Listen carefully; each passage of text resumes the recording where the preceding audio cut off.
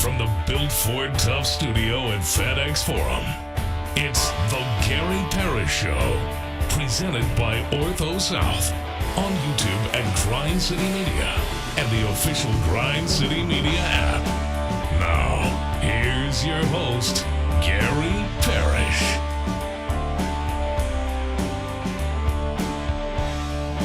All right, I'm here. My name is Gary Parrish, speaking to you from the Built Ford Tough studio, FedEx Forum, downtown Memphis.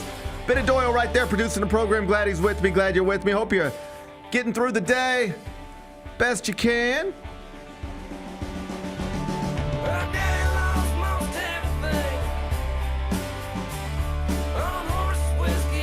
And I sure hope you didn't think we were going to be in here talking about a winning streak today, because that didn't happen. I mean, I was hoping for that. I was hoping too, but my God, that got messed up. Yeah.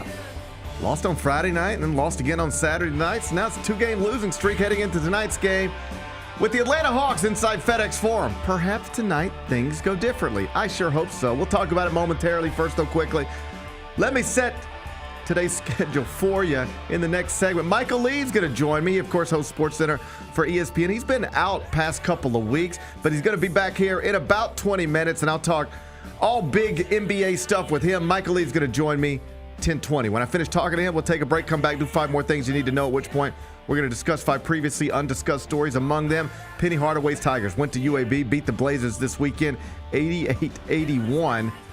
So they're now just one more win or one more North Texas loss away from securing an AAC title. Congrats to Penny Hardaway. He's on his way to AAC Coach of the Year honors. Congrats to PJ Haggerty. He's on his way to AAC Player of the Year honors. We'll talk Tigers in about 40 minutes. Bruce Pearl's Tigers went to Kentucky, beat Mark Pope's Wildcats 94-78 this weekend. In my mind, Auburn has already locked up the number 1 overall seed in the 2025 NCAA tournament. I'll tell you why. We'll do it in just a bit. Starbucks is cutting some drinks from the menu effective today. I hope you don't like Frappuccinos. What? Because if so, it's over for you. I'll tell you what's been eliminated from the menu. We'll do that a little later on in the show. Deebo Samuel's been traded to Washington, no longer a 49er. I'll get Bennett's thoughts on that. We'll do that a little later on in the show. And Saturday's WWE Elimination Chamber did not disappoint. John Cena gave his soul to The Rock. He did, He yes. delivered his soul to The Rock, turned heel, attacked Cody Rhodes. Travis Scott even got a punch in for some reason. It's being called Chill, Travis. It's being called one of the biggest moments in WWE history. I'll get Bennett's thoughts on the Elimination Chamber. We'll do it during a segment we call 5 More Things You Need to Know. Then we'll eventually do GP's Carryout and we'll call it a day. So that's the rundown. We got a lot to get to. But I did want to start with your Memphis Grizzlies because game 61 of a scheduled 82, it's going to be played tonight inside FedEx Forum. Hawks Grizz, 7 o'clock tip. Tickets available, Grizzlies.com. And hopefully tonight things go more smoothly than they went on Friday night or on Saturday night. Because Friday night resulted in a 1-point loss to the New York Knicks, and Saturday night resulted in a 2-point loss to the San Antonio Spurs. So the Grizzlies are now on a 2-game losing streak. They've dropped 2 straight, 3 of their past 4, 5 of their past 7. It's not great. Updated record, 38-22, which equates to 4th in the Western Conference. Big Bet Bennett, are you old enough to remember when the Grizz were alone in second in the West with the top 4 record in the NBA? I do remember that, yes. None of that's true anymore. Okay. None of that's true anymore. The Grizzlies now alone in 4th in the West and now have the 7th best record in the NBA.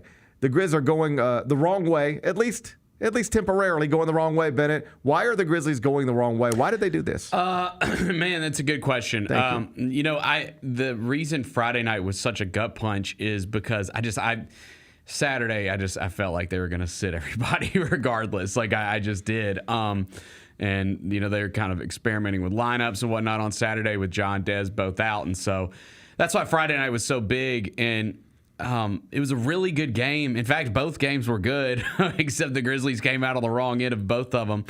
But, I think in the final moments of that Knicks game, like, Ja misses that shot, and, he makes that shot most times. Like that's a shot he makes most. I take that shot every time, He just missed that one. Historically great in those moments. Yeah. But nobody's perfect in those moments. Right. So they lose that game, and then they back it up with another loss And suddenly you look at the standings, and this is just how quickly all of this can happen. While you're out there de-emphasizing the regular season, you're sliding in the standings. Yeah. You're down to 4th now. And I really do think, and I talked to Jessica about this earlier, if you have been a frustrated Grizzlies fan, despite a nice record, despite a fine place in the standings, all things considered, if you've still been a frustrated Grizzlies fan this season, despite big picture, things mostly being okay, everything you've been frustrated about was on display this weekend. Yeah. Every bit of it. Yeah, you asked me what went wrong, and I think for me, there was a point in the third quarter when the Grizzlies were up 80-70, and there was like maybe 6 minutes 45 left on the clock in the third, something like that, and they didn't score for 3 minutes. They didn't, and the thing that sucked about it is the Grizzlies were getting every stop, offensive rebound, they just couldn't score, and I felt like they had a chance to really blow that game open in that third quarter, and they just couldn't capitalize. Knicks come back, and then the rest is kind of history. So what are the things that Grizzlies fans have been frustrated? I don't want to speak for all Grizzlies fans, but just some of the stuff I see on social media is, and we've talked about this, yeah, the record's good, but we don't beat the good teams. And once you get to playoffs, you're going to have to beat the good teams. That's who you have 7-game series against, good teams. And the Grizzlies have been amazing at beating the bad teams this season, but when they play the good teams, they're not that good. Top 6 in the East, top 6 in the West. Right now, the Grizzlies are 8-14 in those games. 30-8 against everybody else. 8-14 against the top 6 in the East and top 6 in the West. If that's where you've been as a Grizzlies fan, then Friday night was disappointing, right? Yes. You're pretty healthy. You're at home. You're playing a good team. A good team that has also struggled to beat the other good teams. That's right. Yeah, these teams kind of had some parallels coming into that. Yep. And then you lose the game. Right. Frustrating. Why do we not beat? If you've been frustrated, despite the good record, if you've been frustrated by the fact that you don't beat the other good teams very often, well, then Friday night was a reminder that that remains true. All right? What's another reason Grizzlies fans say they're frustrated? Why don't our players play as much as the other team's best players? Why do our stars not play as much as the other team's stars? Once again, that was true on Friday night. The top 3 scorers for the Knicks combined to play 110 minutes in the game. The top 3 scorers for the Grizzlies, and I don't mean scores in that game. I mean the Knicks on the season, you take their top 3 scorers. They combined to play 110 minutes on Friday night. You take the Grizzlies' top 3 scorers, which are obviously Jaren Jackson, John Morant, and Desmond Bane. They combined to play 100 minutes, 10 fewer minutes among the top of the roster in a 1-point game. Do you think it's possible, Bennett? Neither one of us can prove this, so we can't speak definitively about it. I'm just asking for your opinion. Do you think it's possible that a 1-point game that results in a loss for you could have possibly been a win if you just matched minute for minute your best players against their best players? And I know the Knicks and Grizzlies are dramatically different in approaches. I'll show you something that illustrates that in a minute. Yeah, right.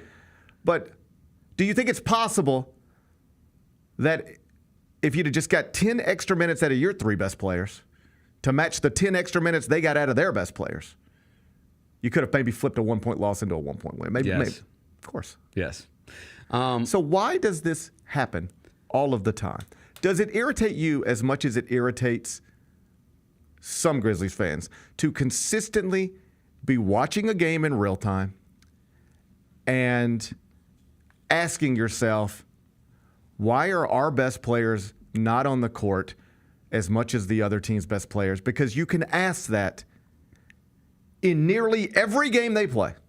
I mean, it's definitely something that's more frustrating now. I haven't cared at all, really, for a lot of the season, just because it's a long season and they were winning games, doing it this way, and you're able to get guys rest, fine like that. But now that we're getting closer to the playoffs, I think, you want to see those guys play in big minutes. You want their rotations tighter, just because, again, we want to see what it's going to look like come playoff time. P.J. Haggerty played more minutes in a 40-minute college basketball game yesterday than John Morant played in a 48-minute NBA game on Friday night. A lot more minutes. Yeah. Why? And I'm not just nitpicking one game. I'm telling you this is No, it's been a thing. It's a thing. Kyra, show this graphic. I saw it floating around on social media on Friday night. They used it on the Knicks broadcast. Look at this. Now, these are dramatically different approaches. But when you see that, as a Grizzlies fan, do you like that? Do you like that graphic? No. No, that is wild. Wow. Here's my issue with it. It runs counter to everything we think we know about basketball.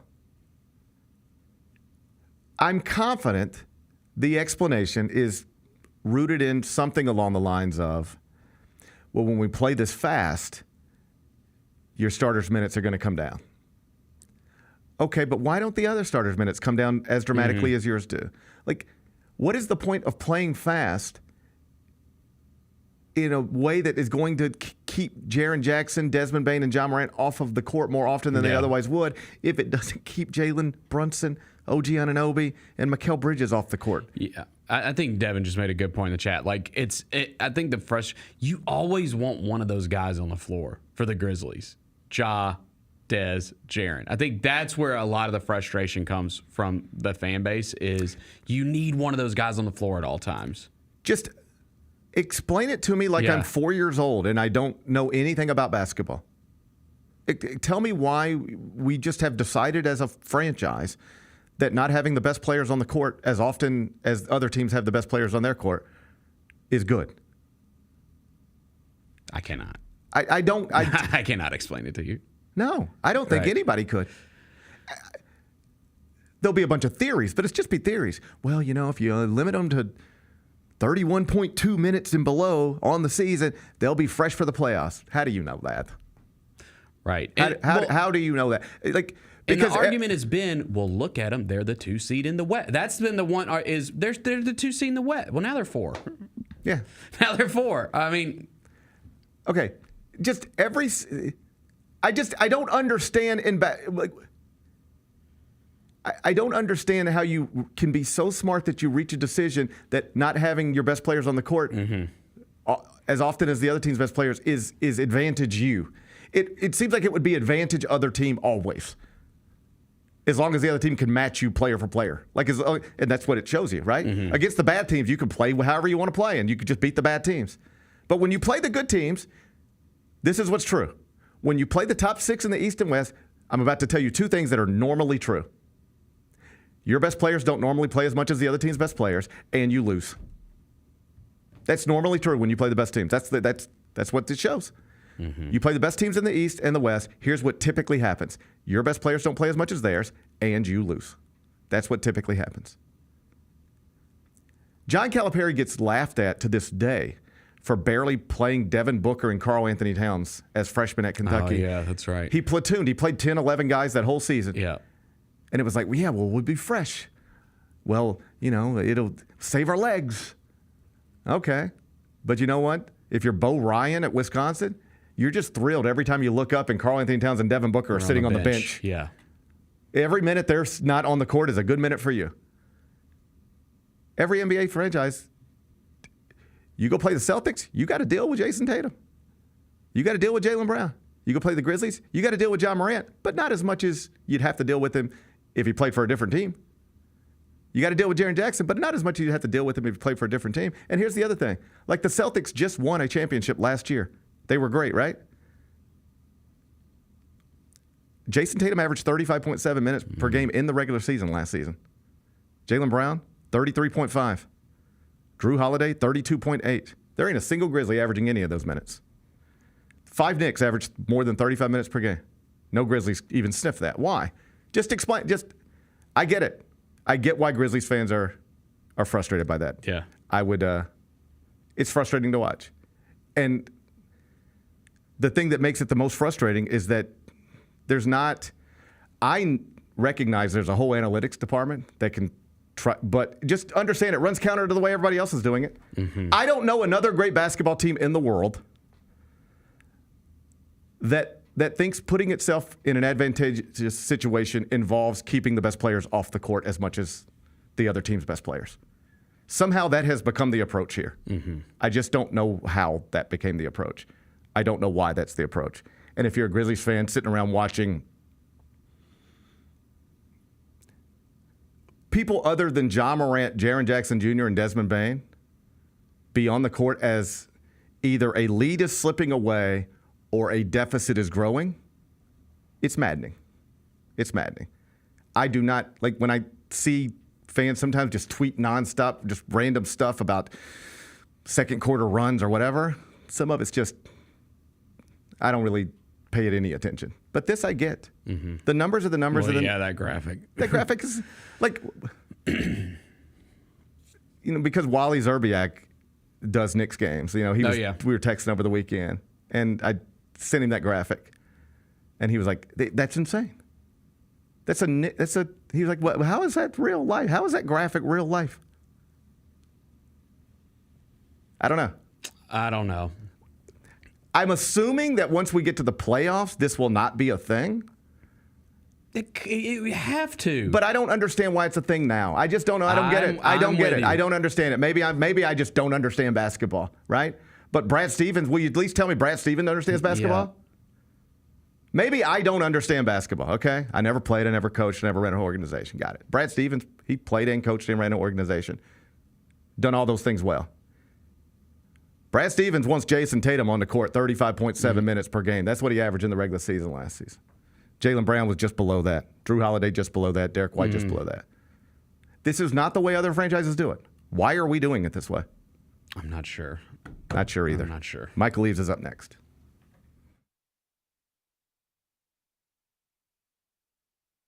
Bane, a pump fake, a three. It's true for Desmond Bane. FBK. Fly by King. Wheels through the lane, now spins back. Ja hangs, puts it in! Oh, what a shot by Morant in the clutch! So hot. Oh, Jaren said no! Because he doesn't put on a play, comes up with a monster block.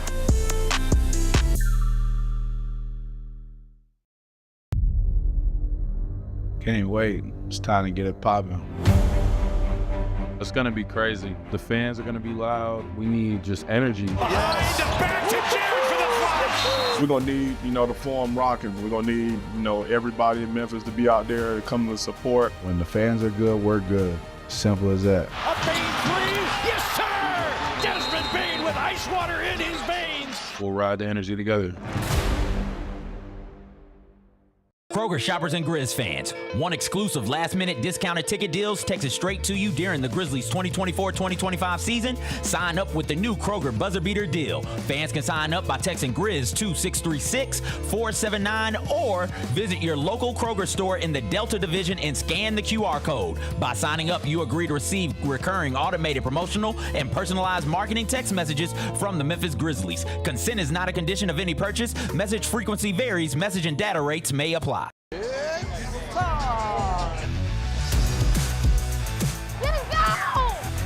Bane drives. Oh yeah. Close. He hits and the Grizzlies have the lead. Yeah! Jaren with a knock-away. Good defense. Morant attacking, spinning, hanging, and hitting. Let's go! Let's go!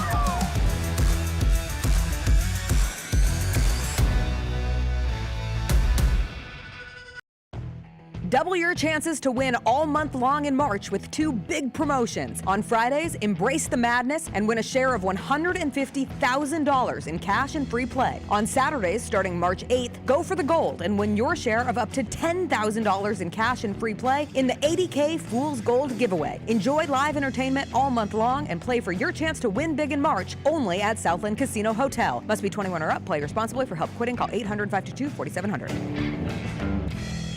Grizzlies fans, dunks, dimes, and no looks are great on TV, but nothing compares to catching them IRL. And that starts with buying tickets at Ticketmaster, the official ticket marketplace of the Memphis Grizzlies and the NBA. Ticketmaster gets you to the game so you can catch every highlight in person. From seeing your favorite Grizzlies stars up close to hearing the squeak of the sneakers on the hardwood. Put that jersey collection to use and get tickets at Ticketmaster. There's no better brag than saying you saw it live. See you courtside, Memphis. They say main event Jey Uso was going to open the show. So they said they're starting to hear rumbles around the plaza level of Jey Uso. They're getting the crowd together to build up the main event Jey Uso entrance. Hey,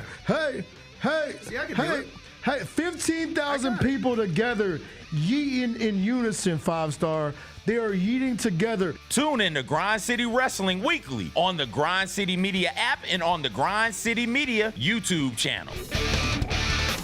We did get a new shoe that dropped today that we should all be able to get if we want it. Fire. And it's been one people have been waiting for a long, long time. Yep. Asia Wilson. What do you guys think about the shoe? I love it. It looks great. We see people wearing Jaws. We see a lot of people wearing the GT line. But then also we see a lot of NBA players wearing the Sabrinas. Sabrina, yeah. I bet you there's going to be a lot of NBA players wearing that. I agree with you on that. Oh, yeah. The Sneak Fest Show, live Tuesdays at 2 p.m. on Grind City Media on X, YouTube, and the official Grind City Media mobile app.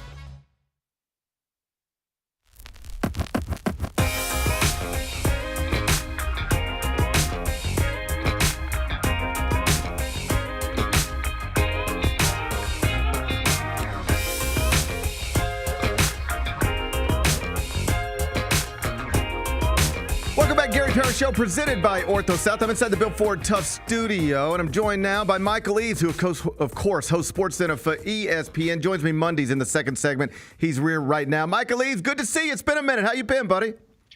Yeah, man. Had to pop off and get me some vacation time up here in Connecticut, man. Went to Thailand for about a week. How was that? It was pretty cool. It's a long way to go. It's literally halfway around the world. Like the time difference is 12 hours from the East Coast, and it takes a while to get there. But it was great. The people were phenomenal. The food was exceptional, and the weather was just what I needed. So I'm feeling pretty good. Get a little refresh and get ready for this role that's about to start in March and April. There is really something refreshing about if you live in a cold climate like the Northeast. I'm in New York a lot. To just go experience warm weather, even if it's just for a weekend or a few days, like every once in a while, and I haven't done it this season because I've been in New York almost the entire year, but I would go down to, we have studios down in Fort Lauderdale as well, and they'd just be like, hey, can you go down for just a weekend to Fort Lauderdale and work out of there? And you just get off the plane, and it's just sunny and warm, and it actually changes the way you feel. Dude, you could not overstate that, bro. Yeah. You literally can't, especially up here because we are so far east. It gets darker much earlier here than other parts of the East Coast. So just the extra sunlight and just a little warmth on your face, man, completely changes your mood. And like since we've lived up here, my wife and I, like we try to schedule a trip, every like 5 to 6 weeks in the winter just to go somewhere to put sun on our face, even if it's like 2 days. Even if it's just to hop down to Miami or Fort Lauderdale, you were talking about. Just that sun, yes. That vitamin D. I mean, it matters, man. And it was definitely refreshing to get some warm weather and to get a tan. And remind myself what my real color is supposed to be like, not what it looks like up here in the winter in New England. Well, I'm glad you guys got to do all of that. Let's talk basketball. Right before the trade deadline, it was certainly earlier in the season. There were times where we would say, man, LeBron's still amazing at this age, but he's going to have to do something because it's over in LA. They don't have the pieces around him to be great. And Steph is still amazing, but it's over at Golden State. They don't have the pieces around him to be great. And now I wake up and we're here. The Lakers look like contenders. The Warriors look like contenders, or at the very least, legitimate NBA people are calling them contenders. Do you subscribe to all that LeBron and Steph are back in play? Yeah, they've both been energized by the acquisitions of Luka, obviously, in LA, and Jimmy up in the Bay. For guys at this stage of their career, they do play for the love of the game, obviously. They didn't love it, they wouldn't be out there. But they're also competitors, Gary. And when you've won as much as those two guys have, respectively, and you get to this part of your career, you know how good or how bad your team is. And when you get some type of jolt of energy, it can totally change your outlook and how you end up playing. And that's clearly the case for both LeBron and Steph. I mean, Steph dropped 56 the other day. He had a dunk for the first time in a while. Like, he's a new dude. And LeBron, in the 9 games, I believe it's been since Luka first started, his scoring is up. His field goal percentage is up. Like, everything is up. And you're forgetting, once again, that this dude is 40. So that stuff really matters. As a matter of fact, last night on SportsCenter, Kendrick Perkins says, as it relates to LeBron, he believes that Luka may have added another year or two to LeBron's career because of the energy that he's brought to him and the optimism that he has that they could probably win one more title before he retires. I don't think there's any doubt that might be true, because if you're LeBron and you're 40 and you're like struggling to be the 7 seed and then you get, losing 5 games in the first round, you do start to wonder, am I coming back to do what exactly? We're not really in title contention. What is the point? But if you could spend the rest of this season convincing yourself, me and this guy and whatever else they put around us can do this still, absolutely. You have real motivation to. If Travis Kelce were coming back to join a Chiefs team that had no shot to win a Super Bowl, he probably isn't coming back. The fact that he's got a shot in his head is what helps him get there. And I think Luka has provided that for LeBron. 1,000%, because it's not just about coming back because you can physically still do it. Why am I doing it, though? What am I trying to accomplish by coming back? You don't need the money at this stage of your career. You're coming back to try to win one more championship. And here's the deal. The Lakers have played really well as of late.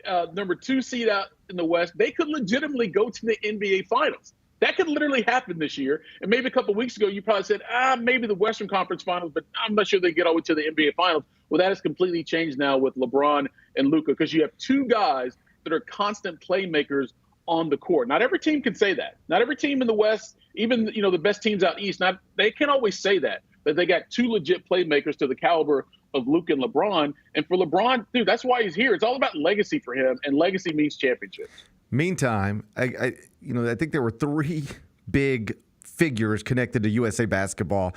This team that just won the Olympics in Paris. It was LeBron, Steph, and KD.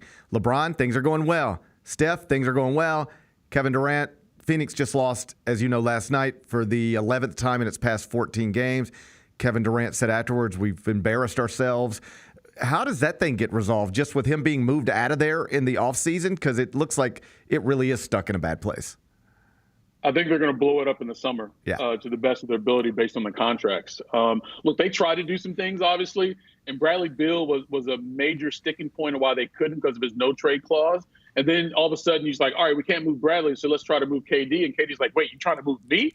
So you don't know what impact that has in that locker room. And not just with Kevin Durant, but also just the other players in general. Like, well, what are we really trying to do here as an organization? And what is our goal going forward? I think there's a lot of question marks there. So I don't know. Let me say this. Those 3 dudes will not be playing together next year. Right. Bradley Beal, Devin Booker, and Kevin Durant in Phoenix. Just a matter of what they were able to do. And if you're Kevin Durant, like the dudes you talked about, his peers, Steph and LeBron, what's he still playing for? Well, he wants to compete. There's no question about that. But clearly in Phoenix, that's not an option as currently constructed to contend for a championship. So would it be better for him to be somewhere else next year? Or does Phoenix have to go out and pull off some blockbuster like the Lakers did and bring in another player to make that team a contender next year in the West? In the Eastern Conference, the Philadelphia Sixers have finally announced they're shutting down Joel Embiid. He's done for the season, exploring all options to try to get him back to looking like himself, because there was never a moment this season where he seemed healthy. He's only 30 years old, but he seems 45. Yeah. Are you optimistic that we will see Joel Embiid at it? I am not either. I'm not either. No, because why? Look, of all the games that he's played compared to the games he was eligible to play, and that's going to count these games he's going to miss for the rest of the season, he will have played in only 51% eligible games. 51%. So, and it's getting worse seemingly now. So why would you have any confidence that when he comes back, if he comes back for that matter, that he can still get back to the level that he was before? I just don't understand how you can just make that assumption unless you're just being full of hope because you're a Sixers fan. Like, even when he's been out there, Gary, to your point, he doesn't look well. He doesn't look fit. He doesn't look healthy. He looks old. He's not the dude they're paying that money for. He's not the dude they built the franchise around. He's not the dude that's supposed to bring a championship back to Philly for the first time since the early 80s. He's not that dude. And I don't see how he can get to be that dude anytime soon based on what we've seen recently. I want to talk to you. And I hate to say that. And I hate to say that, Gary. I really do, because I think he is a good person. And so I root for good people to be successful. He hasn't, handled himself perfectly in all things. And I think one issue that needs to be addressed is either with him individually or the organization, how they have handled his his injuries through the years? Were they too lenient on treatment and things of that nature? Did they keep him out of too many games early? Or was he injured and going back out there too early? Should he not have played in the Olympics? You can ask a bunch of questions, but they need to figure out the reason if they have any intention of having him be that caliber player again. I want to go back to Minnesota Phoenix and focus on the Timberwolves for a second, because Anthony Edwards had an interesting few days. Got ejected, fined, publicly criticized by his coach, and then pops off for 44 last night. The sentiment in Minneapolis seems to be amazing talent, hilarious young man. We love his personality, but he does need to tighten it up a little bit. Is that a fair thing to say about Anthony Edwards? Like, hey, we love all the clips and the press conferences are hilarious. We don't want you to change who you are, but maybe tighten it up just a little bit.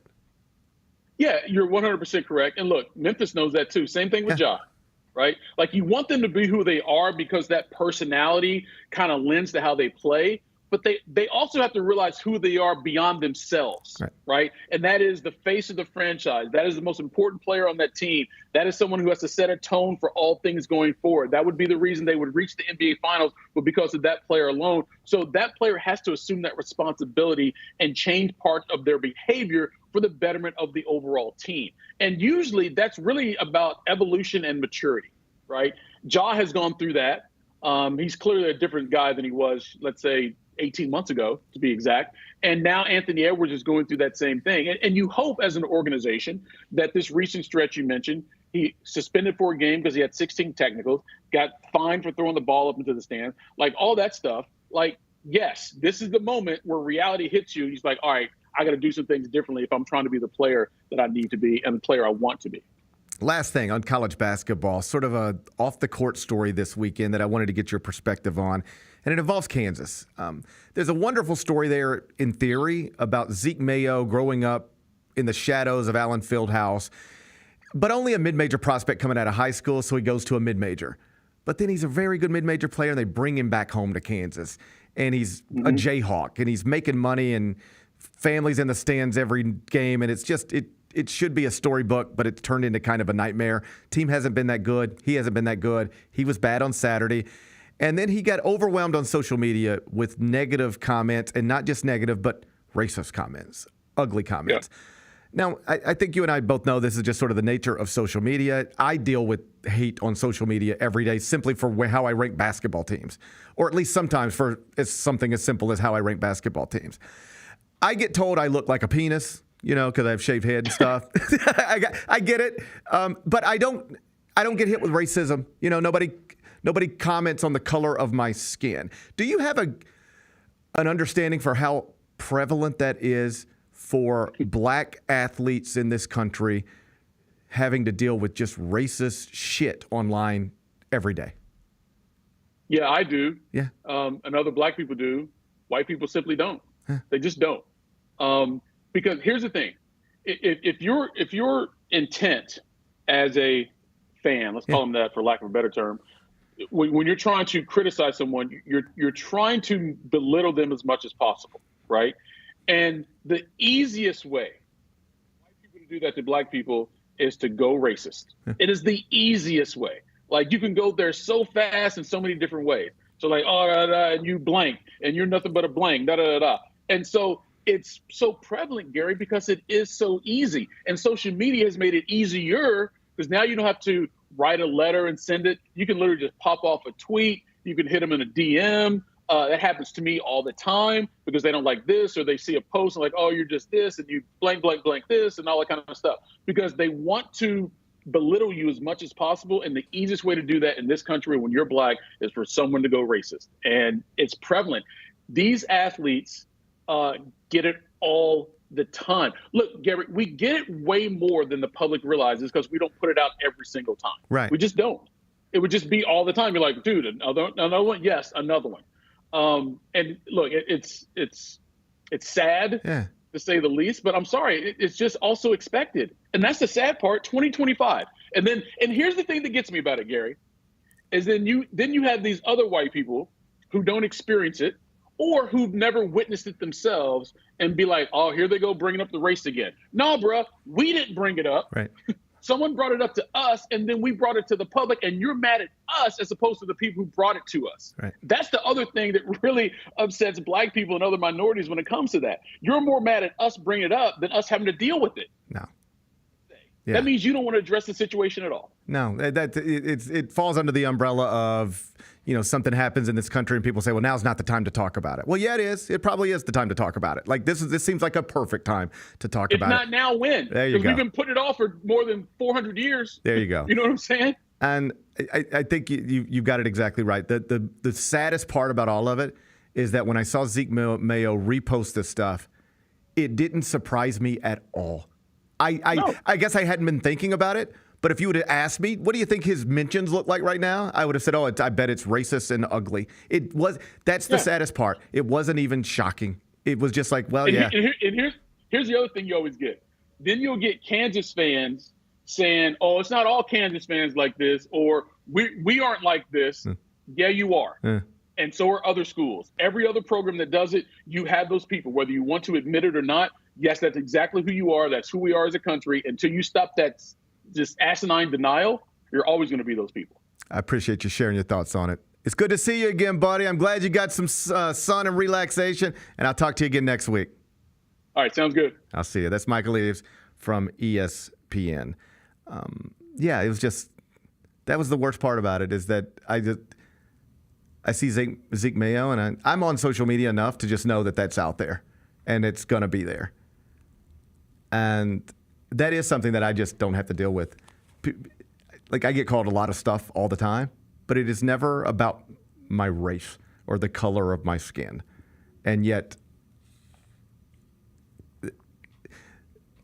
I bet you there's not many basketball players at prominent schools that don't have to deal with that from time to time. And it's everywhere. It's not just social media is just terrible for all of us. I've seen it before. Like Kim Kardashian can post a picture of her and her daughter at the zoo. Like I remember this. I say it like that because I actually remember this. It was Kim and one of her kids at the zoo. And it was just a sweet picture of a mom and a kid at the zoo. And you know what the first comment underneath it was? You in lover. Like what? It's just a woman at the zoo. And that's what you decided you wanted to type in the picture underneath it. It's just wild out there. Mm-hmm. And I understand bots and all that and whatever, but some of these people that were coming at Zeke Mayo over the weekend, those are real people. No. Yeah, those are people who have season tickets and go to the games and, have nice homes and real jobs, and that's what they did after the game didn't go the way they wanted it to go on Saturday. I really do think if you are an athlete and I really do think if you're a human, if you don't need to be on social media, you're just better off not being on it. You're just better off without it. Wright Thompson jumped off of he's not on Twitter and hadn't been for years. And you know why, if you ask him? Because he would write a story about anything. And if somebody decided they didn't like the story, they just start. Literally, he said, I was about to fight somebody I don't know because they were making awful comments about my dead father. And he's like, suddenly I'm mad at somebody I don't even know because they're just saying ridiculous things to me. Like, why do I need to expose myself to that? I don't need to. He's just like, I'm done with that. I'm not going to be on there.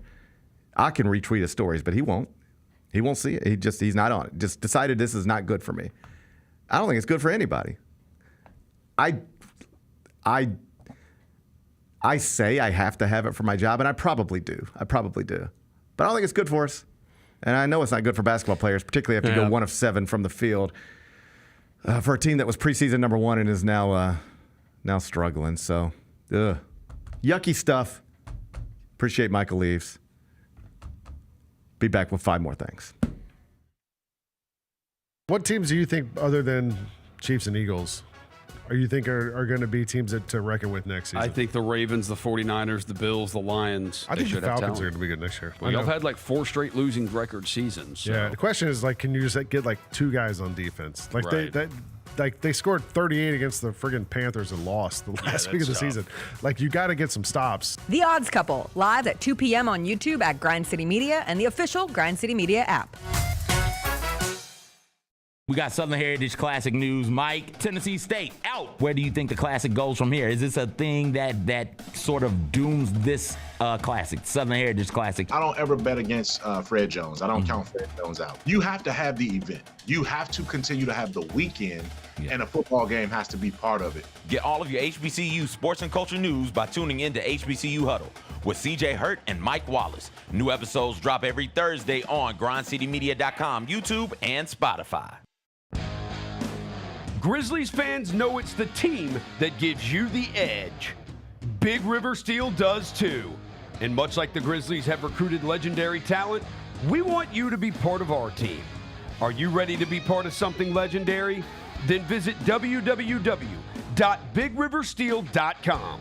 That's www.bigriversteel.com.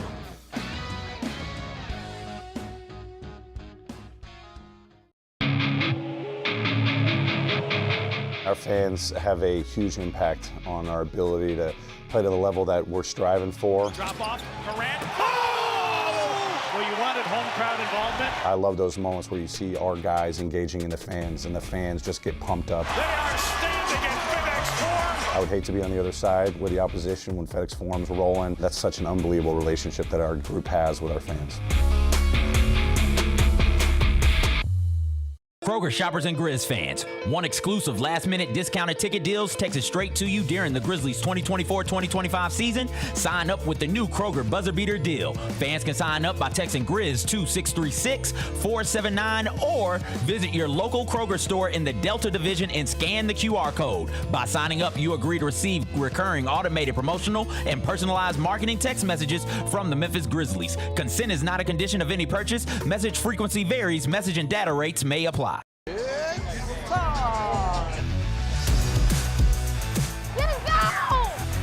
Bain drives. Oh yeah, oh yeah. Close. He hits and the Grizzlies have the lead. Yeah! Jaron with a knockaway. Good defense. Durant attacking, spinning, hanging, and hitting. Let's go, let's go!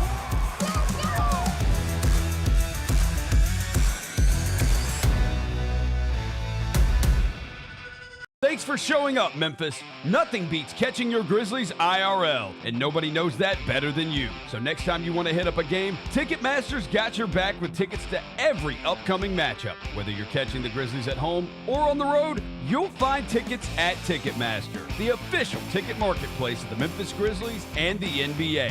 Keep putting that jersey collection to use and get Grizzlies tickets today. There's no better brag than saying you saw it live. See you courtside again soon, Memphis. 45-minute video on Tony Allen on YouTube. I just saw it yesterday. He managed to dominate the NBA for 14 years, despite missing one of basketball's most important skills. But here's the crazy thing. Why does that hurt your feelings? It didn't hurt my feelings. It's positive. He at least should have more of my highlights. The Chris Vernon Show, live on weekdays at noon on YouTube at Grind City Media and the official Grind City Media app.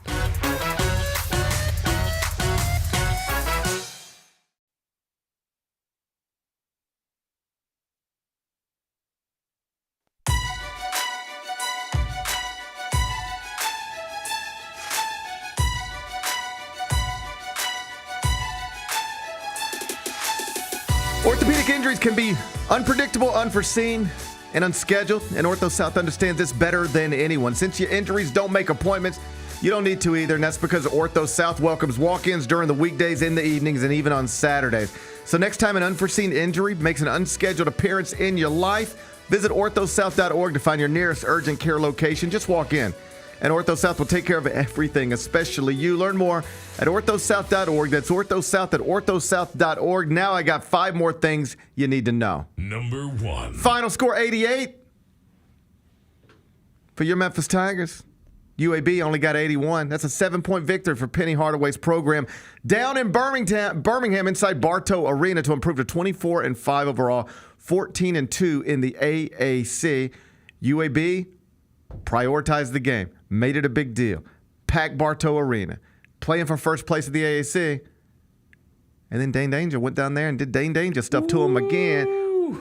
Buddy, that's called backing it up, isn't it? It really is. 16 points, 17 rebounds. I think probably his best game of the season. Close to it. And it's hilarious because, of course, this goes back to the previous meeting with UAB where Dane Danger was like, all due respect to Yaxel Lindenborg, but I don't know that dude. Who is that again? That's the preseason player of the year? I didn't really see it. No disrespect. I didn't really see it. And then Yaxel was like, buddy, I'll see you next time. Okay. Congrats on the best game of your career, but I'll see you next time. You know what Dane Danger said? Oh, yeah, you will see me next time. And if you think that was the best game of my career, wait till you see me drop 16 and 17 on you, buddy. I love Buddy. He went down there and did a little buddy on him. Yeah, he did do the buddy on him. Hey, that's big-time stuff for Memphis, to go down there, packed arena, and handle your business. I know it wasn't a perfect game, and, it wasn't an A-level effort from the Tigers, but they went down there, avoided the loss, quieted the crowd, left Andy Kennedy with nothing more to say than, hey, give them credit. They were the better team. They showed up. Dane Dane just showed up. He was asked about Yak, so he said, it's a bad day to have a bad day. Yeah, it was. Oh, and especially with all the NBA scouts in the building, they were talking about that a bunch on the broadcast. Man, it was really cool. Like, coming into this game, leading up to it this week, it was definitely getting some momentum. I know we've talked a lot about the conference this year, but it was cool to have that moment where it's like, okay, we got a big conference game coming up right now. Like, this is a big deal. And you felt that build up, I feel like, throughout the week leading up into the game. And shout out to UAB. Like, again, that was an awesome crowd, awesome environment. It was good to be able to enjoy a game like that, I thought, on Sunday. Just, it felt super high level. You had something to look forward to. Yep. Then it delivered. Your team won. And now you're just, a win away from securing the AAC title, or North Texas loss away from securing the AAC title. At this point, it seems pretty clear to me. Memphis is going to be AAC champs. Penny's going to be your AAC coach of the year. PJ Haggard is going to be your AAC player of the year. Yeah. And as I was talking to Jessica earlier, like this stuff, because she asked me, she said, how big of a deal is this? And I understood the question because it's not lost on me that we spend months talking about the league sucks. And then we're like, and congratulations on winning the sucky league. Like, what does it really mean? You just won a sucky league. It means that you won a sucky league, and that now when you say things like, we've got to get out of this league, UAB fans and Rice fans and everybody else can go, hold up a second. Why do you think you're so much better than us? You never win. You never win the league. You look down at us and talk down to us, but you never have us all looking up at you in the standings. Congrats on being the best program in the AAC, Memphis, but tell me about the last time you won it. It's fair. Right. That's if I were a UAB fan and I saw Memphis fans always talking about, we got to get out of this crappy league. There's nobody like us. I'd be like, what? Who are you? You ain't been to a Sweet 16 since John Calipari was there. You ain't never won this crappy AAC. You've never won it. So who are you? Now you can't say it. Now it's like, who are we? We're the team that just ran through everybody. And I mean, obviously they still have to do it, but they're playing their last two games are against crappy teams. Yeah, so it's just done. take care of business. It's done. It's done. Yeah. They're going to be AAC champs, probably outright. Yeah. Penny's going to have his first Conference Coach of the Year award, and PJ Haggard is going to have his Conference Player of the Year award. It's all great stuff. They're going to keep a number next to their name. Yeah, man. Heading into the AAC tournament. And, barring some weird loss this week, it's in a good place right now. I'm happy for Penny. I am too, man. I'm happy that he's getting to... Oh, the video of him when they got him with the water in the locker room, that was awesome. Yeah, all of it. Like, he deserves this. Yeah. I'm happy that he's getting to experience this because the first 6 years were up and down, well documented. We've been through it all. He needed a season like this. And there were moments where people started to wonder, like, okay, is this where it's going to slip? Okay, now they lost to Temple. Is this where it goes the wrong way? And it just never went the wrong way. It just never went the wrong way. There were moments where if you were dealing with PTSD, you were like, it never went the wrong way. Yep. He held it together this whole time. Injuries, any other thing that could have derailed this, just didn't. He held it together all the entire time, and that's why he'll deserve all the accolades that he gets once this season is done. Number 2. Penny Hardaway's Tigers went to Birmingham and won. Bruce Pearl's Tigers went to Lexington and 1, blew out Kentucky inside Rupp Arena to improve to 16-2 in quadrant 1. I won't be long on this, but it's just one of the things I say to Matt Norlander all the time on the On College Basketball podcast. It's like, don't get bored with this. I know that looks like nothing because that's what Auburn's been doing to people all year long, but just casually going into Rupp Arena and blowing out Kentucky, a Kentucky team that's been ranked in the top 10 in certain parts of the season, that illustrates just how great Auburn is. And they have now built a resume, a body of work that really might go down. You ready for this? On Selection Sunday, there's going to be data points to support what I'm about to say. Auburn just had the best regular season in the history of college basketball in terms of most wins over ranked opponents, most wins over this, most wins over that. They're going to go down in history as one of the greatest in terms of just creating a body of work. Yeah. And now they've got 2 games left in the regular season in the SEC tournament. You ready for this? They could lose every game. They could lose Wednesday at Texas A&M, Saturday at home to Alabama, lose their first game in the SEC tournament, and they would still be the number 1 overall seed in the NCAA tournament. That's how far ahead they are. Yeah. Well, because those 2 you just listed are like good. Those are good games, right? Those are Q1 opponents. Yeah. Everything in front of them is a quadrant 1. Yeah. So let's just say they lose all of them. Lose Wednesday, lose Saturday, lose first game in the SEC tournament. You go from 16-2 in quadrant 1 to 16-5. That's still great. You ready for this? Yeah. This is how far away ahead of the pack they are. You could take, in this moment, right now, and say, I'm giving Auburn losses in every remaining game before Selection Sunday. And then I'm going to take literally any team in the country, and I'm going to play it where they win out. Do it with Alabama, Tennessee, Florida, Duke, it doesn't matter. Auburn will never win again before Selection Sunday. This school will never lose again before Selection Sunday. Auburn still will have the better resume on Selection Sunday. There's nobody that can catch them, even if they never win again. And that's why Penny Hardaway should be your AAC Coach of the Year, but Bruce Pearl is almost certainly, at this point, going to be the National Coach of the Year, and he deserves it. He has taken a historically poor program like Auburn and built it into an absolute monster. And a single elimination tournament guarantees nothing, as you know, but that's the best team in the country. Yep. The most accomplished team, yes, but also you just put your eyes on it and watch them. They look like the best team in the country. Number 3. We're making menu cuts at Starbucks, Bennett. What? I see you. What are you drinking right there? I'll tell you whether it's the last day you can have it or not. This is a pistachio. Is it pistachio or pistachio? I say pistachio. It's a pistachio cream cold brew. How much that go for? How much that go for? It's a little fancy. It ain't cheap, buddy. How much that go for? It ain't cheap. You're probably paying, past $5 for Do you this enjoy one, a Frappuccino? No. That's like drinking a piece of cake. Well, it's out. Okay, good. Frappuccinos are done. That's fine with me. I don't care. I never got those ever. I would get them sometimes just as I know you like your treats. That's an insane treat. Like, just go get like a slice of cake or like a bag of cookies or something. It's like 40,000 calories. Yeah, dude.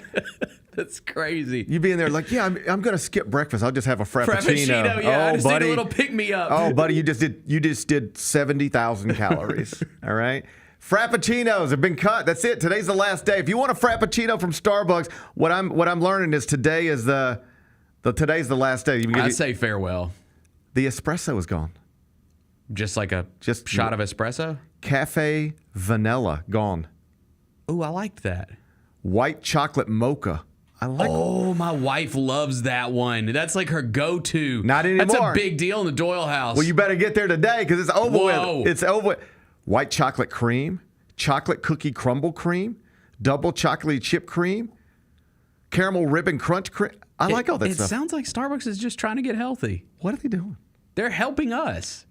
I don't want no help. No, they're doing the right thing here. I say kudos to Starbucks for this. Okay. This is good. Bennett supports Starbucks. What's the new Make America Healthy Again? Isn't that our motto these days? I don't know what our motto is these days. Come on. I'm losing track. Starbucks. I can't keep track of what our motto is these days. Okay. Anyway, hey, my condolences if you're a Frappuccino drinker. Damn. My condolences if you're a fat ass Frappuccino drinker.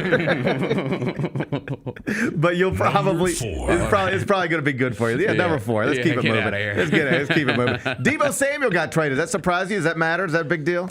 I'm not. If you're surprised. John Roser and you hear that, does it make you happy or sad? He was sad. It actually broke, I think, on Saturday when we were doing the game, and he was bummed. I mean, that's been one of his favorite players for a while. He's with that organization for a while. He's a great player for that organization. Kind of fell off this past season. I think probably dealt with some injuries a little bit, like that whole team always does. It seems like, but I don't know if he's the same player at this point in his career, but man, that's a good spot for him. Like that team is going to be good. I don't see how they're not. I just like the idea of you've got your quarterback. Yeah. Now let's just surround him. Let's go get some pieces. Let's just surround him. And like that is the key sometimes to young quarterbacks. Surround them by people who are going to help them be successful. Mm-hmm. Right? Yeah, and he doesn't have to be the number one option there. Like that's a really good landing spot for him, I think. Well, you always hear people talking about like Bryce, the quarterback in Carolina. Bryce Young. Yeah. I was going to say Bryce Hopkins. He's a Providence basketball player. And all these young quarterbacks, and often whether they look good or not, succeed or not, is who are they handing the ball to? Yeah. Who's blocking for them? Yep. Who are they throwing it to? And now, like Jane Daniels has got a weapon. That's a real weapon. Yeah. Perhaps not as much of a weapon as he once was, but that's a real weapon. Sorry for Roser, but I'm happy for Jaden Daniels. Yeah, that's a good spot. Yeah. That's a good spot. Number 5. Elimination Chamber. Woo! Buddy. Shock the world, WWE. It exceeded expectations. Dude, that was awesome. And I will say, the cool thing about it, and I just think anyone that says this is, no one could say they saw that coming. Except, okay, you're right. But why? Why didn't we see that coming? That's why they are so good. I don't know, because when it happened, it's like, oh yeah, okay, that like. Because here's where I was at. I got buddies that I work with, at CBS who like are diehard wrestling guys, right? Mm-hmm. So every time I'm in studio, they're like, "What do you think? What do you think about last night? Yeah. What do you think about this weekend?" So we're having this conversation midweek, and I said, "It feels like they want John Cena to main event WrestleMania as a part of this retirement tour." And I was like, but I was not watching wrestling during the height of John Cena, so I have no emotional connection to this at all. I don't care. He just looks like an old, bald, sort of goofy guy to me. Yep. Like, I don't care about this. But it seems like they're on. It's going to be John Cena and Cody Rhodes, and I guess now Cody might turn heel. Like, we talked about all this, and I was like, but Cody Rhodes turning heel, does that make sense? And then, like, still, do I care about? And of all these conversations, nobody ever once said, what if John Cena turned heel? Not once. No one saw it But coming. with the benefit of hindsight, like as I'm sitting here today, it seems so obvious that was a direction it would go. And yet it never popped into my head, and it didn't pop into anybody else's head that I talked to. And on Saturday, I was Google searching. Yeah. Possible surprises for Elimination Chamber tonight. It didn't pop up. It didn't pop up. No, it was. I thought CM Punk was going to win the Elimination Chamber. That's what I told you when we were doing like our predictions. And you thought John Cena. I just thought that they seemed committed to John Cena. Yeah. Trying to set this record for championships. And when we were talking through it, I was just like, well, man, I don't understand like John Cena, like one of the greatest, good guys of all time in WWE. And Cody Rhodes, the same thing, like the current version of that. I just don't know how that's gonna work, and I don't know. I wasn't buying into it at all as far as a main event for WrestleMania. And dude, I swear, like that, I'm like everybody else, like watching that when I had it pulled up on my phone, like during the game, and I'm just like, even Travis Scott got a lick in. Someone said that we're gonna look back on this years from now, and everybody's gonna be going back to this big moment, like it's the equivalent of like Hulk Hogan turning into Hollywood Hogan, and everyone's gonna say, why the hell was Travis Scott there? It just sort of, he was just there. Random. He was just sort of there. He was just there. I saw this. You sent it to me. The John Cena heel turn from Saturday night, and this was as of last night. Mm-hmm. But in the first 12 hours that it was posted, it did 104 million views. And it was already within 12 hours the most watched video on WWE social media ever. Yeah. And it only took it 12 hours to get there. Well, Cena sold. I mean, it was so cool because even when he embraced Cody, like I still like. Typically, you can see that stuff coming. I feel like when a guy turns heel, like you can see it coming on the show. Like you can feel it, you can see it. If you go back and watch it, you can see that as he's hugging Cody, the face sort of goes blank. That was it. And he looks at The Rock, and his face goes blank, and then The Rock does and. It was really good. Great. They sold it, man. They sold it. It was good. I'm fired up. Yes. I'm fired up. I was like, I think I said this to you. WrestleMania's not too far away, and am I fired up? Not now. That's like that did it. Yeah. They did it. They got it right. Yeah, I hope that Cena, you mentioned, I hope that Cena is going to be like a part of the shows going forward, like leading up into this. He's got to be, right? I know he's got other obligations and stuff. I would think, I don't know how you can do what you did Saturday night and not come back and capitalize on it tonight. Yeah. On Netflix. So we'll see, but that's what I want on a Premium Live event, Bennett. Yeah, man. Leave me wide-mouthed. I love the Chamber. The most underrated pay-per-view. It's the fun. Elimination Chamber. It's great. Oh, the women were great. The women were great. When Jade Cargill came out and beat the crap out of Naomi, I was like, what? Jade Cargill been working out, buddy. Oh, dude, she could beat my ass. She is something. She's a specimen. She is something. Dude. Yeah, she's jacked. There's no question. And then Bianca hit Liv with the hair and cut her. Dude, that was insane, too. That sounded. It was like whoosh. That was a real Yeah, that was real. That was a real thing that hurt. Did you see Liv post the next morning? She posted it. And it's like she has whelps. I know. That was the whole thing. It was fun. It was a fun night. It was good. Fun night of television. It was Shouts to WWE. I don't know that you always get it right, but man, you made Saturday night fun. It was good. I appreciate you guys. Be back in a second.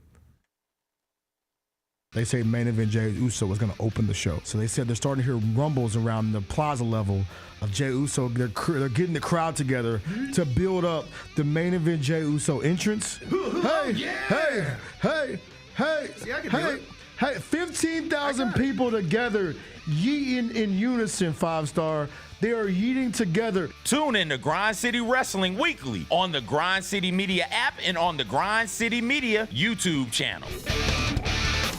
Where will Aaron Rodgers play? Gosh. God, I can't believe we're doing this again. You know who it's going to be.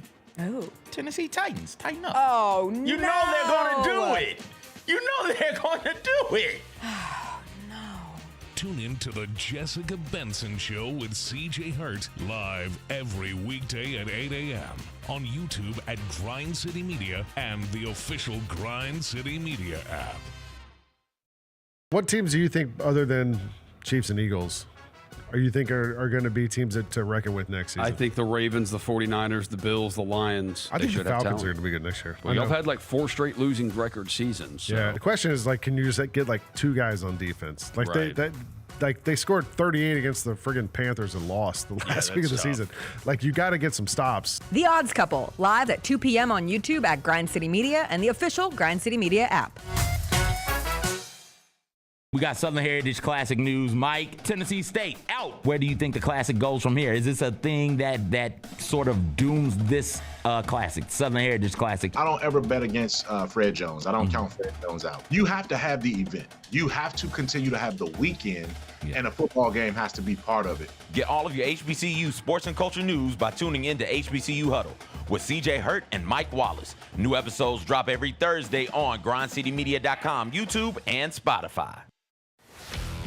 Let's face it, there's a lot of trash talk in basketball, but the great teams let their performance do the talking.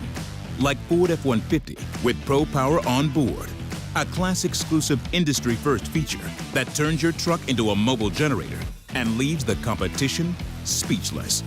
Ford F-150, official truck of the Grizzlies. Greatness starts here at your Mid-South Ford dealer. Class is full-size pickups under 8,500 pounds, GVWR. Our fans have a huge impact on our ability to play to the level that we're striving for. Drop off, Durant. Oh! Well, you wanted home crowd involvement. I love those moments where you see our guys engaging in the fans, and the fans just get pumped up. They are standing in FedEx Forum. I would hate to be on the other side with the opposition when FedEx Forum's rolling. That's such an unbelievable relationship that our group has with our fans. When it's all on the line, you turn to the strong, the stable, the unwavering. To those with a history of raising their performance, to meet the moment. It's true in basketball. It's true in banking. Grizzlies Checking from Pinnacle. Play hard, bank easy. Open a Grizzlies checking account with at least $100 and a recurring direct deposit by August 31st, and you could receive a $200 direct deposit bonus into your account. Details at grizzliesbanking.com. Member FDIC. Shinedown. Dance Kid Dance Tour. Live in Memphis. FedEx Forum Saturday, August 30th. With special guests, Bush and Morgan Wade. Get tickets now at livenation.com. Shinedown, live in concert. For more, visit shinedown.com. Thanks for showing up, Memphis. Nothing beats catching your Grizzlies IRL, and nobody knows that better than you. So next time you want to hit up a game, Ticketmaster's got your back with tickets to every upcoming matchup. Whether you're catching the Grizzlies at home or on the road, you'll find tickets at Ticketmaster, the official ticket marketplace of the Memphis Grizzlies and the NBA. Keep putting that jersey collection to use and get Grizzlies tickets today. There's no better brag than saying you saw it live. See you courtside again soon, Memphis. 45-minute video on Tony Allen on YouTube. I just saw it yesterday. He managed to dominate the NBA for 14 years, despite missing one of basketball's most important skills. But here's the crazy thing. Why does that hurt your feelings? It didn't hurt my feelings. It's positive. He police. He at least should have more of my highlights. The Chris Vernon Show, live on weekdays at noon on YouTube at Grind City Media and the official Grind City Media app.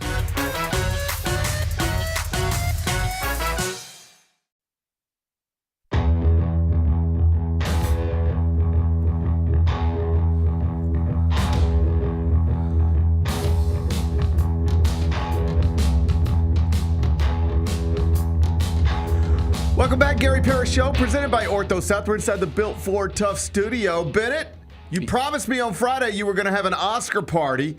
Yes. Did you have an Oscar party? Did you party during the Oscars? Yeah, it was a party of four. It was me, my wife, and my two boys. Those are the best kinds of parties. Yeah, so it was it was a really ruckus atmosphere, pretty wild, but we had a great time. Did you enjoy the telecast? Did you enjoy Conan O'Brien? Yeah, I thought he did a great job. I enjoyed his opening monologue. Like, he is like the right host for that kind of show. Like, he's just he's pretty down the middle. He's never going to get political or anything. Like, he's just going to tell jokes. Got a little bit. I mean, a little bit, but like everybody's going to crack some kind of political joke. He said America's finally excited to see somebody stand up to a strong Russian. I thought that was pretty funny. I mean, that's whatever. That's not like that. That's not that egregious. That was it. He got a little political. But I thought he was good. I would love to see him do it again, because I think he's like Conan O'Brien. Who doesn't like Conan O'Brien? Who doesn't like Conan? And I grew up on Conan. The answer to that is the producers of The Tonight Show. They did not like NBC. They did not enjoy his work. NBC did not like Conan O'Brien on The Tonight Show. But outside of that, people like Conan O'Brien. Yeah, for sure. Anora, the big winner. Yes. Anora wins Best Picture. Mikey Madison wins Best Female Acting Role in a lead performance, or however they properly say that. I believe Best Actress is still that's still acceptable. I don't know, Bennett. No, that's still acceptable. We'll see. Hey, we'll see. Yeah, we'll see when the complaints come in. Right. I did watch The Brutalist yesterday. Oh, you did? I did. Carved out a good 7 hours to watch The Brutalist yesterday. Buddy, it ain't short. No, it is not. He's got an intermission. Yeah, they're like, hey, if you got to go pee. If you got to take a nap, whatever you need to do, you can do it right now. You want to go play basketball for a little while, go do that right now. I wanted to be properly informed because my understanding was I of all the films I had seen, Anora was my favorite. But I knew The Brutalist might win, or at least that's what I had read. So I said, I don't want to sit in front of Bennett again and be like, well, I didn't see The Brutalist, so I can't really say. I say I want to be informed. So I watched The Brutalist, and here was my main takeaway from everything. Anora was still my favorite film of the year, of the ones that I saw. Okay. But I would have understood if The Brutalist won, and I would have understood if Adrian Brody won instead of Timothée Chalamet. My heart wanted Timothée Chalamet, Mikey Madison, and Anora to be the three big winners. But I would have understood if The Brutalist won, and I would have understood if Adrian Brody won. Adrian Brody did win. He was terrific. Yeah, he was great. And Then Mikey Madison won. Yep. She was wonderful. And Anora won. Best and picture. I'm fine with that. And I believe I beat you and JB in our predictions. What did I predict? I don't remember. I know well, then how do you know you beat me if you don't even remember what I said? You didn't have Brody, Mikey, and Anora winning Best Picture. No, but I picked with my heart. I had Timothy, Mikey, and Anora. So, sorry. I'm sorry. Sorry for picking from my heart. And sorry I think for she believing in my went heart. with Demi Moore over Mikey Madison. Yeah, well, that was silly stuff. That was silly stuff. That was silly stuff. You'll have to take that up with her. Yeah, it was cool seeing that movie win. I agree, it was one of the best movies of the year. My favorite part of the whole night was when Sean Baker, the director of Anora, got up on stage when he won, I think, for Best Director, and talked about the movie going experience and how people need to go to the movies. And obviously, we live in a different time where we're going to watch movies at our home. Sure. That's just going to happen. Like, it's so convenient. It's so easy. But there's nothing like the movie theater experience. Bennett loves the movie theater. There is nothing like the movie theater experience. It is an escape. It's an escape. Amazing. Save the theaters. But what if you're not trying to escape? You're always talking about escape. What if you don't want to escape? It's not the same. It's not the same. I don't like to escape. It's not the same. This is coming from someone with a massive Blu-ray collection. It's not the same as going and seeing it on the big screen, man. Sean Baker's right. Bennett says Sean Baker's right. In all seriousness, going to the movies is a lot like telling people you should go to the basketball game. It's very similar, actually. It's very similar. Yeah. Like, okay, cool. But I kind of like not going. I kind of like sitting at home and watching it. It's a real problem. It's why you're seeing college basketball arenas. Every time somebody builds a new one, it's smaller than the last one. Yeah. Yes, it's smaller and nicer than the last one. Right. What they're trying to do is say, okay, we don't need 17,000 seats anymore. We need 9. And we want to make this the best 9,000 seat arena. Instead of the biggest arena we can make, let's make it the best 9,000 seat arena we can make. And first off, young people are not growing up living and dying with sports the way previous generations did. I think there's some evidence to support that. Yep. And then I just know for a fact on college campuses, they're having a real problem, broadly speaking. You know, there's places where they're having zero problems. But broadly speaking, it's harder than it's ever been to get young people to come out and fill up student sections and you know, be a part of it the way certainly my generation felt like they wanted to be a part of it. Like the Blue Crew used to be a thing. You familiar with the Blue Crew? Brother, I got a Blue Crew shirt. I figured you would. Come on. Is the Blue Crew still a thing? No, I don't think so. Like, when's the last time before just now you heard the term Blue Crew? Probably in like 2010. Yeah, right. So right. So this is my point. So then you go, okay, well, why don't people want to go to the games anymore? The games are fun. When you go, you have a good time. Yeah, but it's just easy. Every game is available on your phone if you want it to be. You can stay at home and watch 11 things at the same time if you want to. You got a fridge full of beer as opposed to an $8 beer if you want to. There's just, and with the movies, it's, okay, yeah, I guess I should go. I mean, I could have gone to the theater and seen Anora whenever I wanted to, right? I just watched it on my phone. And I recognize that's probably not the best experience, but it was good enough. Yeah, I enjoyed it. I like a balance. I too watched Anora at my home, but I also went and saw like a bunch of the other nominees in the theaters. So I switch it up. Bennett tries to be diverse with his movie experiences. He'll watch them on his phone. He'll watch them on his iPad. He'll go there. How about this? I am less interested in going to the theater than I would have been in another era of my life. But every time I go to the theater, I have a good time. It's a great time. I enjoy it every time. I love it. I love being at the theater. And now they do make it so comfy. Like the big, so cozy. They'll bring you food if you want them to. Dude, they give you little pagers now. How cool is that? I like a good pager. They give you a little pager. You order like your a drug food, dealer you go from the 90s. sit down, and then they just buzz you when it's ready. It's like a drug dealer from the 90s with your pager. Yeah, man. Man, you know who kept pagers out on the streets in the 90s? Drug dealers. I think that's accurate. Yeah. So now you get to... Probably people listening don't even know what a pager is. Like my kids would not have no idea what a pager is. What is this thing? What is this little thing? Block. Well, son, you used to pick up a phone and you would dial that thing. How did pagers work exactly? You got buzzed. It had the person's number on the pager, and it would just go to like the whatever phone, a pay phone, a landline, and call them back. And that's how you got cocaine. That's how you got cocaine in the 90s. What a wild time that was, huh? Yep. Congratulations There you go, to Anora. Congratulations to Mikey Madison. Congratulations to Adrian Brody. I wanted to see Timothy Chalamet win, but I don't mind that Adrian Brody won. He was terrific. Yeah, Timothy's time is coming. His time's coming. That was one of those. It's like Leo. I said it last week. It's like Leonardo DiCaprio. Like there was a ton of roles that he probably should have won for, but he was like the young guy in Hollywood, and so it went to just whoever the elder statesman was. And Timothy's time's coming. I just felt bad. It must be something to stand up on one stage on a Sunday night and say, I want this. I want to be great. Yeah. I want to be recognized. I want to be one of the greats. And then a week later, they're like, not yet, buddy. Not yet. Not yet. I thought he was a good sport, too. Like, Conan cracked some jokes on him. You know, Sandler, like, did the Chalamet. Yeah. Like, so I thought he was a good sport last night. And Kylie was there. She looked great. Kylie was there. She looked great. I saw him at the Vanity Fair Oscars party. Like, they were having a great time. So it's, he'll be back. He'll be back. He'll be back. I'm not worried about him. Hey, if there's one thing I know, this ain't the end of Timothy Chalamet. Yeah, I don't think so either. That movie didn't get any love. Didn't win an Oscar last night. I was surprised by that. I thought it was really good. I thought it was really good. Yeah. I did not think it was as good as Anora. And I didn't think it was as good as Brutalist. I thought the Brutalist was really good. Yeah, I agree. enjoyed it. And it doesn't, tell me, and then we'll move on. It's like 3.5 hours. Yes. The Brutalist, yeah. It didn't feel like I did. As I was watching it, I didn't go, my God, what is going on? Why is this taking so long? I never really felt that. I mean, I was very aware that I was spending my entire day watching a movie. I was aware of that.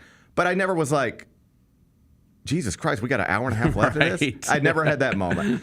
So, it's just an honor to be nominated is what they say. Uh-huh. So congratulations to all the nominees. It was a big night for them. And congratulations to Kieran Culkin.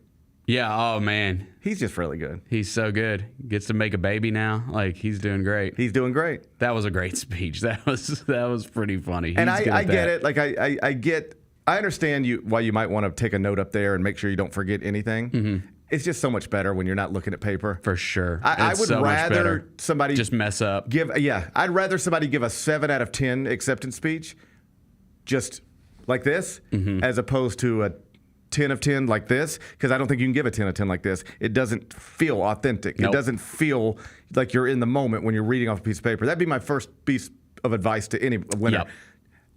If you forget somebody, it'll be fine. But just get up there and, practice. Deliver it like it's a line, like it's a movie. You're an actor. Yep. Act. You're a freaking actor. Act through it. Yeah. But don't just read names. Yeah.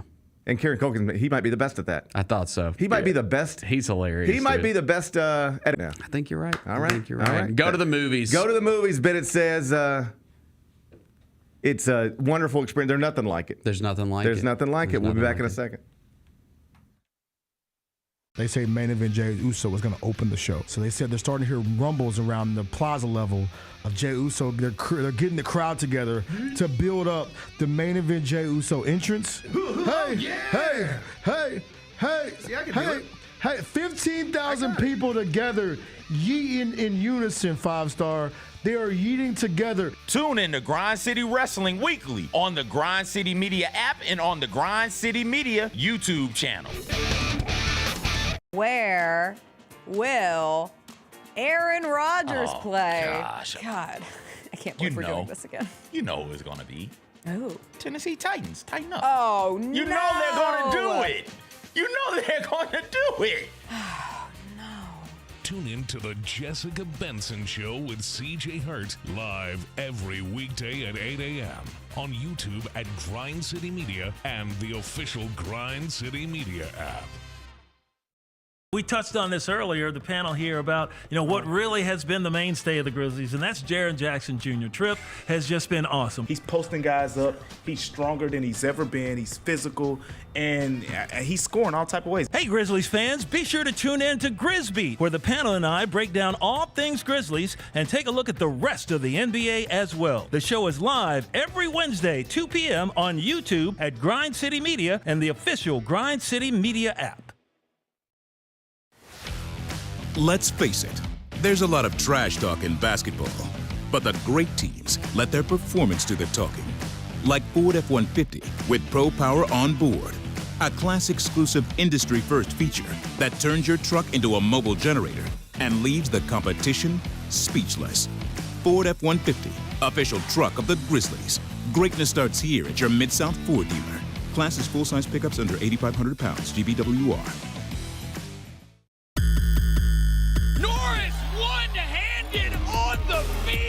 If you go to a hustle game, you're going to see a very fast-paced game. A lot of action, both offensively, defensively. Nice rejection right there. In a great environment at the Lander Center. You could bring family there, kids are running around. Down the lane and one for Zion Poland. And then you're going to see a lot of talented basketball players competing at a high level.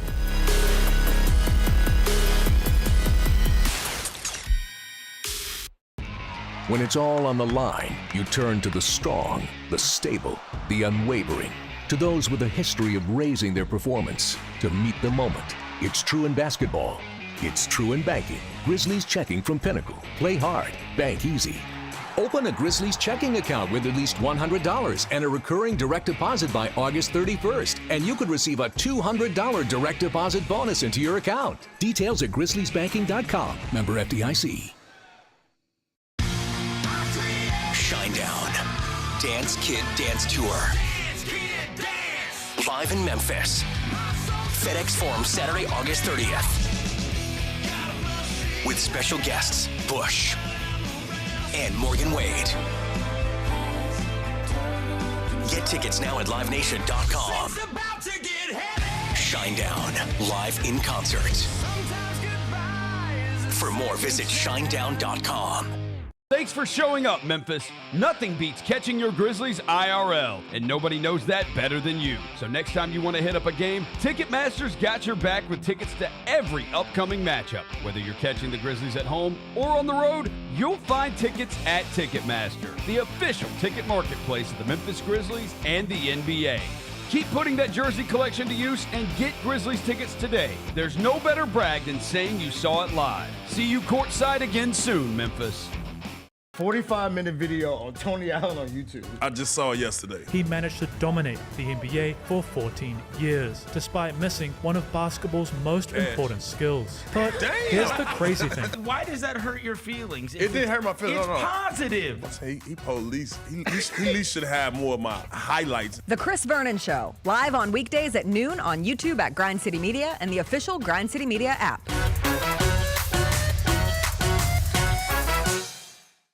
We did get a new shoe that dropped today that we should all be able to get if we want it. Fire. And it's been one people have been waiting for a long, long time. Yep. Asia Wilson. What do you guys think about the shoe? I love it. It looks great. We see people wearing Jaws.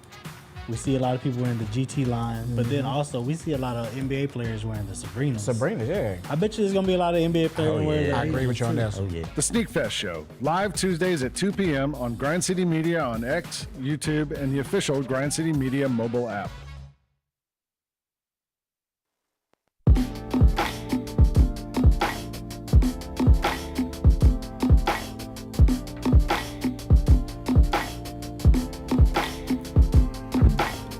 Welcome back, Gary Parrish Show, presented by Ortho South. Let's wrap this up with GP's Carryout.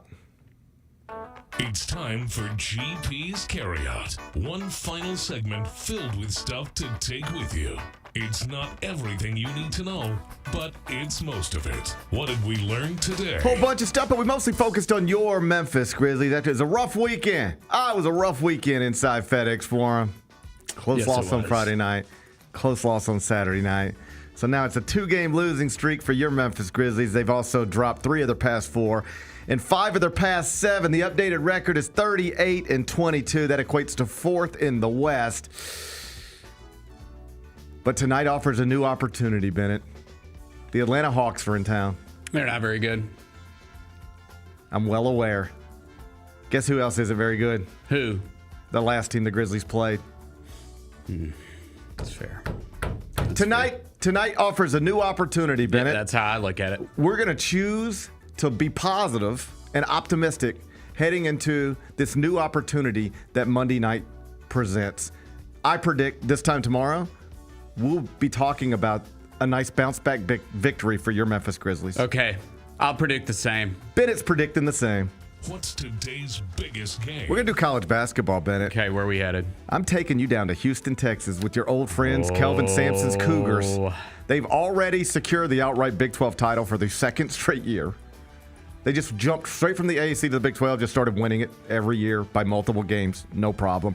And they're hosting the Kansas Jayhawks tonight. Bill Self's down bad. 10-8 in the Big 12. Preseason #1 team. 9.5-point underdog tonight on the road. I don't like this. Bill Self is a 9.5-point underdog tonight on the road to Kelvin Sampson. If Houston wouldn't have locked up the Big 12, I might have.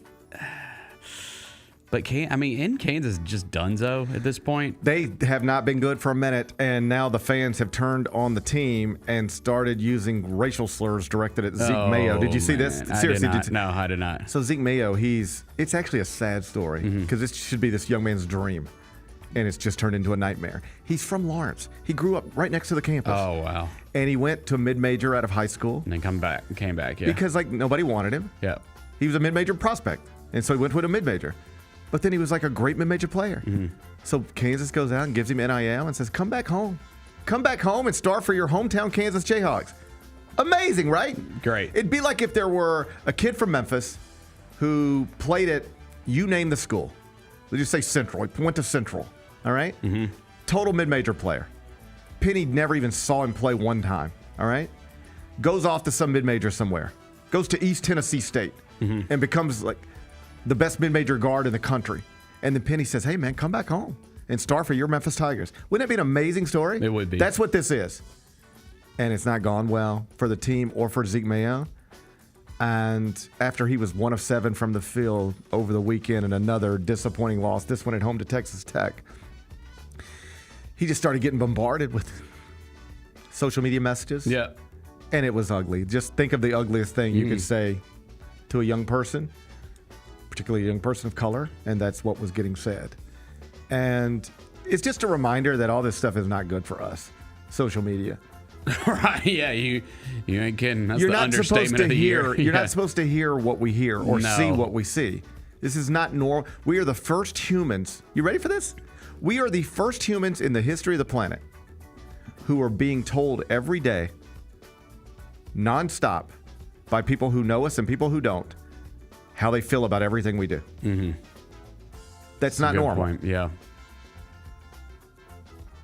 I'm not supposed to be called an idiot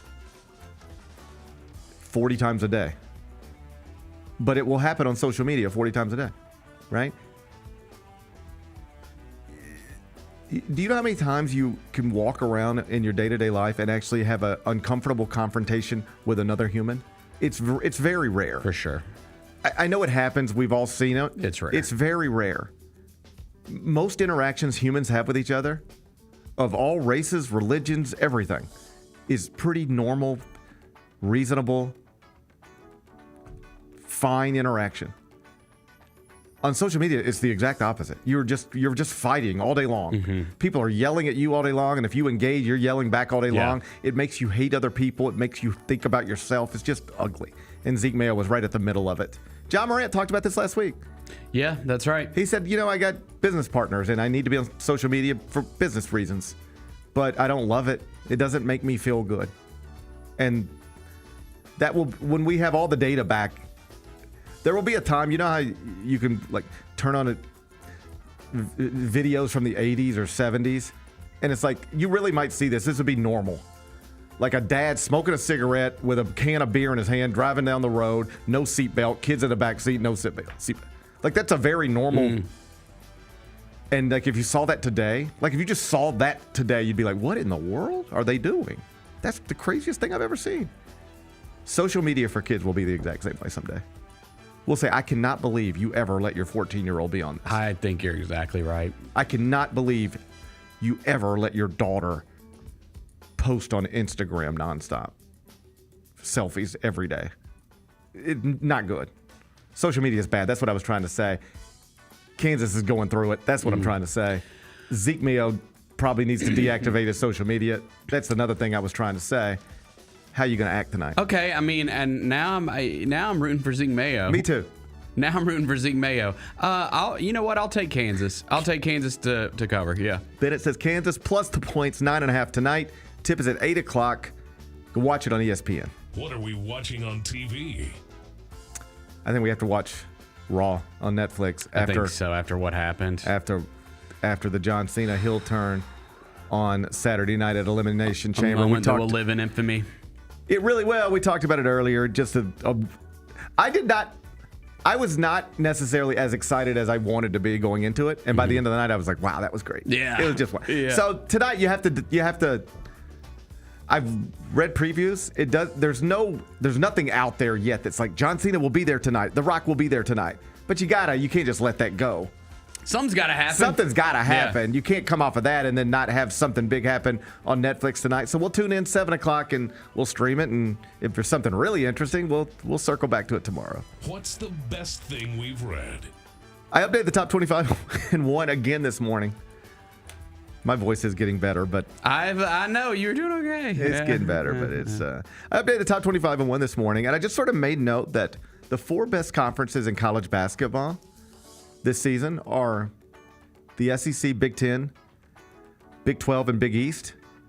And the people who are going to win those leagues or who have already won those leagues, it's all older coaches. I don't even know what it means exactly, but Rick Pitino just won the Big East. He's 72 years old. Tom Izzo is about to win an outright Big Ten title. He's 70. Kelvin Sampson just won the outright Big 12 title. He's 69. Bruce Pearl just won the outright SEC title. He's 64. It's just, there's a lot of evidence in this sport that you can flourish deep into your 60s, even into your 70s, like Roy Williams, Jim Boeheim, Mike Krzyzewski recently did. Jim Larinaga went to a Final Four in his 70s. So I don't know that you can flourish in every profession that deep into your life, but college basketball coaching is set up for it. It's being dominated by men in their 60s or even 70s. I somehow figured out how to get about 250, 300 words out of that. You can read it, cbssports.com. What's on tap for tomorrow? Tomorrow will be Tuesday. Hopefully we're talking about a victory. God, I hope so. If only because I don't want to talk about another loss. I don't either. Let's just decide we won't. If they lose, we'll just pretend it didn't happen. Yeah, all that right? sounds good to me. If they lose, we'll just pretend it didn't happen. We'll talk about something else. Okay, great. I can't wait. Enjoy the rest of your day. I'm going to enjoy mine. We'll meet back here tomorrow at 10. Till then, be careful, be kind, be good, rep your hood. Where will Aaron Rodgers play? Gosh. God, I can't believe we're doing this again. You know who it's going to be. Oh. Tennessee Titans. Tighten up. Oh, You know they're going to do it. You know they're going to do it. Tune in to the Jessica Benson Show with CJ Hurt live every weekday at 8 a.m. on YouTube at Grind City Media and the official Grind City Media app. We touched on this earlier, the panel here, about what really has been the mainstay of the Grizzlies, and that's Jaren Jackson Jr. Trip has just been awesome. He's posting guys up. He's stronger than he's ever been. He's physical, and he's scoring all type of ways. Hey, Grizzlies fans, be sure to tune in to Grizzbeat, where the panel and I break down all things Grizzlies and take a look at the rest of the NBA as well. The show is live every Wednesday, 2 p.m. on YouTube at Grind City Media and the official Grind City Media app. Our fans have a huge impact on our ability to play to the level that we're striving for. Drop off, Durant. Oh! Well, you wanted home crowd involvement. I love those moments where you see our guys engaging in the fans, and the fans just get pumped up. They are standing in FedEx Forum. I would hate to be on the other side with the opposition when FedEx Forum's rolling. That's such an unbelievable relationship that our group has with our fans.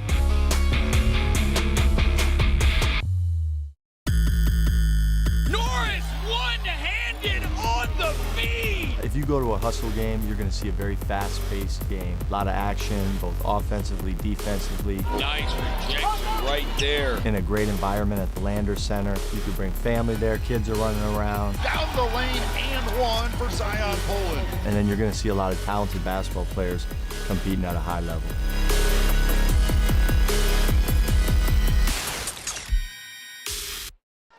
There's no substitute for experience, the knowledge gained from having been there before, and the passion to share what you know to make everyone around you better.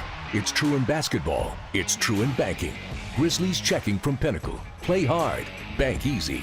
Open a Grizzlies checking account with at least $100 and a recurring direct deposit by August 31st, and you could receive a $200 direct deposit bonus into your account. Details at grizzliesbanking.com. Member FDIC. Sonic Radio. Welcome back to Sonic RNDIO. That spells radio with me, the CIO. This just in, the new Sonic $1.99 menu lets you build a crave-worthy meal for just $1.99 an item, whether that's a creamy shake, crispy tots, or a quarter-pound double cheeseburger. This just out. Ostriches. They're mean, not very cute, and in my opinion, way too big for a bird. Don't miss the Sonic Fun 99 menu. 5 items, always $1.99. Live free, eat Sonic. Tax not included. See menu for details. Grizzlies fans, dunks, dimes, and no-looks are great on TV, but nothing compares to catching them IRL. And that starts with buying tickets at Ticketmaster, the official ticket marketplace of the Memphis Grizzlies and the NBA. Ticketmaster gets you to the game so you can catch every highlight in person. From seeing your favorite Grizzly stars up close to hearing the squeak of the sneakers on the hardwood. Put that jersey collection to use and get tickets at Ticketmaster. There's no better brag than saying you saw it live. See you courtside, Memphis. 45-minute video on Tony Allen on YouTube. I just saw it yesterday. He managed to dominate the NBA for 14 years, despite missing one of basketball's most important skills. But here's the crazy thing. Why does that hurt your feelings? It didn't hurt my feelings. It's positive. He at least should have more of my highlights. The Chris Vernon Show, live on weekdays at noon on YouTube at Grind City Media and the official Grind City Media app. We Good luck did get today. a new shoe that dropped today that we should all be able to get if we want it. Fire. And it's been one people have been waiting for a long, long time. Yep. Asia Wilson. What do you guys think about the shoe? I love it. It looks great. We see people wearing Jaws. We see a lot of people wearing the GT line, but then also we see a lot of NBA players wearing the Sabrinas. Sabrina, yeah. I bet you there's gonna be a lot of NBA players wearing. I agree with you on that. Oh yeah. The Sneak Fest Show, live Tuesdays at 2 p.m. on Grind City Media on X, YouTube, and the official Grind City Media mobile app. Where will Aaron Rodgers play? gosh. God, I can't believe we're doing this again. You know who it's going to be. Oh. Tennessee Titans. Tighten up. Oh, no. You know they're going to do it. You know they're going to do it. Tune in to the Jessica Benson Show with CJ Hurt live every weekday at 8 a.m. on YouTube at Grind City Media and the official Grind